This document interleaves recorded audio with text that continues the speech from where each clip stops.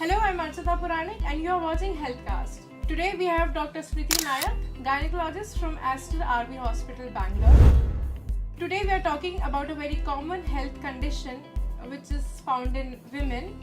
It's called polycystic ovary syndrome, also known as PCOS. In India, almost 11.34% women are affected by it.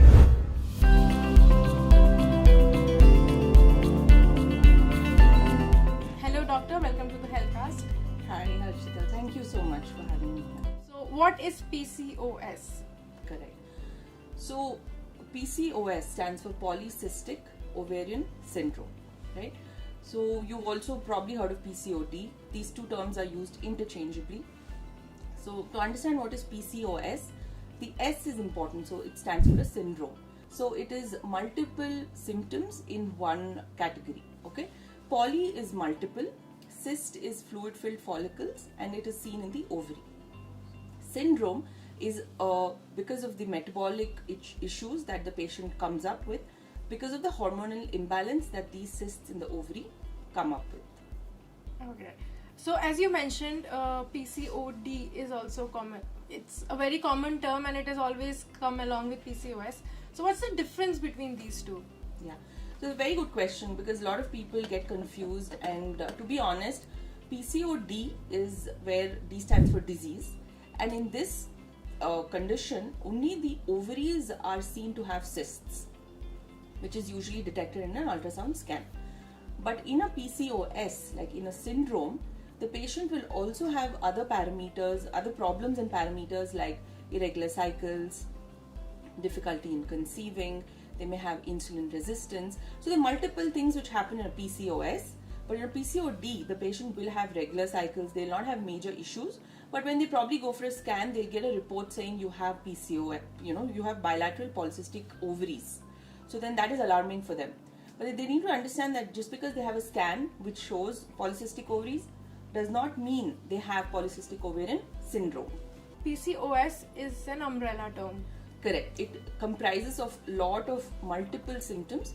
PCOD is where only the ovary has multiple cysts. It may not necessarily lead to issues with the patient, like they don't really work out, have an unhealthy diet and such things. Another basic question is, how do I know that I have PCOD? Like, what are the symptoms I can look for? Right.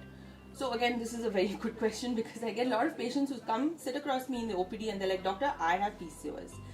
Even before I've diagnosed it, they conclude to themselves that they have PCOS. So the problem here is because, like I said, the scan shows that you have polycystic ovaries. So it needs to be elicited in a systematic manner to give them a final diagnosis of PCOS. And what happens is when a patient walks in with irregular cycles as a history, we first ask them about other lifestyle, what kind of lifestyle do they lead, do they have an active lifestyle, what is their diet like. So one thing to understand with PCOS, it's a multidisciplinary approach. It's not only a gynecologist. So we usually want to also include dietitian and a psychologist into it, because a lot of girls are very stressed out about periods nowadays. So they come in with a lot of mental issues as well. They won't have got periods for 3 months. Sometimes, they'll be afraid that they're pregnant, or they won't know why they're not getting period. And many times patients don't want to keep popping pills to get a period, That's what happens. They don't get a period, we give them progesterone. So to understand what all tests need to be done, we start off with a scan to just reconfirm if they already have not got a scan done. We start with some hormone tests which should be done on the 2nd or 3rd day of the period. That's very important. So hormone tests come to the baseline on the menstrual dates of either day 2 or day 3. So randomly doing a hormone test will not give us any conclusive answers. Doing it on the 2nd or 3rd day is good. Then we get a serum insulin done because sometimes they have insulin resistance as well. We get a serum testosterone done, which again can be elevated for patients who have symptoms like hair loss. Those are all androgen symptoms, androgen excess symptoms. Apart from that, we also want them to get their BMI tested. When they come to the OPD, we check their height, their weight, and then see if the BMI falls in the normal range or are they on the obese side. So these are some certain very basic tests we do for them to understand what is the range or the severity of the PCOS. Okay. Just as you mentioned about the obese side, and you check if, so there's always this thing that if you're overweight, you might have PCOD or PCOS. So what's the relation between these two?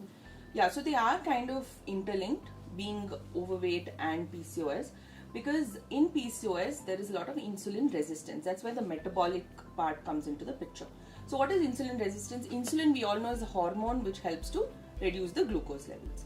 So when insulin resistance is there, that means your body is producing good amount of insulin, but your body is not able to utilize it. So a lot of insulin circulating in your body, but it's not being utilized. So that leads to more hormonal imbalance and increases your lipids. It can also lead to issues like irregular cycles. So basically these two are interlinked. So when your hormones undergo an imbalance because of insulin resistance, you're not able to lose weight. And you put on weight more easily. Even if you eat just that much, you're going to put on weight. And you're very difficult to lose weight. That is why lifestyle modifications is very important when it comes to trying to get your health back. You have to have a good diet, exercise, include a mental therapist to make sure your stress has come down. You have to have good sleep, good amount of water. All of this in the long run helps for you to reverse the PCOS. What are the steps one can take to protect oneself from PCOS or PCOD? Yeah, so I feel post-COVID, we've all gotten into this work from home culture where we are not really getting out there, getting enough sunshine, getting to meet people, or rather just, getting back to our social life. We've gotten very comfortable with just the touch of a button in your smartphone. Everything gets delivered home. We hardly even go out, for grocery shopping, anything for that matter, right? So I think that needs to be reversed, because that is where it's all stemming from. Trying to be very, hyper technical and be like, everything gets done on my phone, I don't need to go out. So there it comes in the part where you need to get active. So going to hit the gym, doing strength training, interval cardio training, or even a mixture of exercise like yoga. You can also get into just a game like a badminton or dance classes. Anything, any sort of physical activity will help, number one. Second is the diet. So again, with diet, you have to include complex carbohydrates in your diet. You have to include a lot of protein, include certain supplements which contain myo-inositol and omega-3, which we actually give to our patients with PCOS, which help to reduce the insulin resistance. Again, if you have high lipids, a lot of pharmacological interventions also come into the picture. But having, so first was the exercise and then the diet. And third is to get in touch with a mental therapist or a mental health specialist who will also deal with reducing your stress, right? So we're all stressed out, but we don't talk about it. The whole thing, it goes on. So talking about why you're not able to sleep at night or getting your work done or certain stressful issues which need to be addressed needs to be again covered. And lastly, getting a dietitian into the picture to help you with the diet also. So I can remember, because I had a couple of patients, every consult of mine, I always tell them lose weight. So it just goes from here to here. The next visit I see, because we check the weight every visit, and then they have put on like few hundred grams or even a kg. Or if I see a patient after 6 months, they have taken the pills for 6 months, and then they come back after 6 months again having put on weight, saying the same symptoms, saying irregular cycles. So I sit them down and tell them, listen, I cannot exercise for you, right? So you have to do it yourself. They just take it very lightly. When we say lose weight, they're just like, hi yaar, I go to every doctor, वो सभी बोलते हैं कि lose weight. मैं क्या करूँ? I'm not able to lose. But I don't blame them, because of the insulin resistance, it does take that extra effort. But they have to put in that effort if they want to really see the results. You have also mentioned about insulin a lot in our conversation. Just to go a little deeper into it, how does PCOD and insulin connected, and how to balance both of them? Right. So again, the connection is not very clear as to why it happens. Both are hormonal imbalances which happens, and mainly the insulin resistance is seen in patients of PCOS. And to help overcome that, we start them with insulin sensitizers like metformin, right? That helps to reduce your glucose levels and keeps that under check. Some other components are myo-inositol, D-chiroinositol. These all come in the same sort of a tablet form and can be taken by the patient to help improve the insulin resistance. But one thing for sure is the insulin resistance sort of causes the hormonal imbalance from happening. It also deranges the lipids. It sort of goes and affects every part of it. So until you reverse that insulin resistance, the entire rest of the symptoms of the disease are going to keep continuing. So doctor, there is another very common question: is PCOD, PCOS genetic? So that is again a very important question I get in the OPD. patients do have a genetic predisposition. If they have a mother or an aunt or a sister who has PCOD, they are predisposed to getting it, right? So they have to understand that they have to start probably lifestyle modifications earlier on in life than wait for it to come, because they should be anticipating it. There's no clear-cut genes which have been demarcated that this gene is responsible for it, but they have seen a familial disposition where they've seen patients with PCOS running in the families. So there is a genetic predisposition, but the exact genes have not been delineated. So patients whose moms or aunts or sisters have PCOS should be cautious of developing it themselves, and early intervention, right? Even before the disease starts, even before they put on weight, if they do conscious of it, healthy eating, healthy exercise, they can actually prevent it in themselves. What is the age? We all know that it usually happens in reproductive age, but we have seen it in pre-puberty people also, and we have seen in menopause, after menopause as well, that women are getting affected. So what about that, like? Okay, so I would just like to say post-menopause it's very difficult to get PCOS. Pre-puberty, we have to rule out other hormonal issues, right? If there is any sort of symptoms where the patient is putting on weight, having acne or hair growth and all previous to puberty, because puberty is the time where the changes happen in the hormones, and that is the time that actually an intervention will help. If a small girl, I've had such patients also walk into my OPD really obese. Like, what do you do at school? Nothing. I just study. I'm very stressed out about my exams.